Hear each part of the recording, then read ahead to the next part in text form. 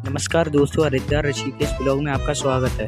तो आज सुबह सुबह मैं खड़ा हुआ और मैंने अपना चेहरा देखा आईने में। तो मेरा कुछ बेकार लग रहा था चेहरा, तो मैं जाने लगा फ्रेश होने के लिए। फ्रेश होने से पहले मैंने थोड़ा सोचा कि चलो हाथ मुँह धोया है। फिर मैंने धोया हाथ मुँह अच्छे से। फिर मैं और मेरा परिवार चल दिया गंगा घाट की तरफ, गंगा घाट जानकी झूला की तरफ। जाते जाते मैंने थोड़ा अपनी बहन को चढ़ाया, वो चिढ़ गई। फिर हम जाने लगे। जाते जाते हम पहुंच गए जानकी झूला, और जानकी झूला में इतनी भीड़ थी कि वहाँ पर खड़ा होना भी मुश्किल था।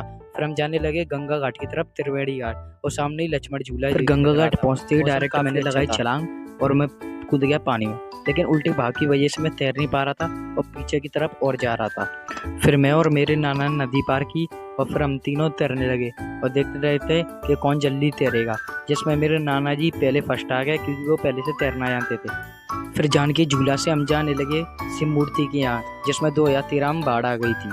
फिर पहुंचने के बाद हमने किए शिव जी के दर्शन, जो कि बहुत अच्छे लग रहे थे दूर से देखने में, और गंगा माँ के भी दर्शन। लेकिन यहाँ पर इतनी भीड़ थी कि कैमरा ढंग से टिक भी नहीं रहा था। फिर दर्शन करने के बाद हम गए नीलकंठ, जहाँ पर हमने एक गाड़ी बुक की, और नज़ारा इतना बढ़िया लग रहा था माँ गंगा को देखकर और पहाड़ों को देखकर। और बगल में देखा तो बहुत भयंकर वाली राफ्टिंग चल रही थी। फिर नीलकंठ पे हमने एक ऊंचे पहाड़ से छोटा सा गांव देखा, जो कि बहुत डरावना लग रहा था और बहुत ऊंचाई पे था, लेकिन सुंदर बहुत लग रहा था। पता नहीं यहाँ पर लोग कैसे। फिर गांव को देखने के बाद हम चले नीलकंठ महादेव के दर्शन करने, और रास्ते में हमें पहाड़ों के भी ऊपर छोटे छोटे गांव नजर आ रहे थे, जो कि बहुत सुंदर लग रहे थे।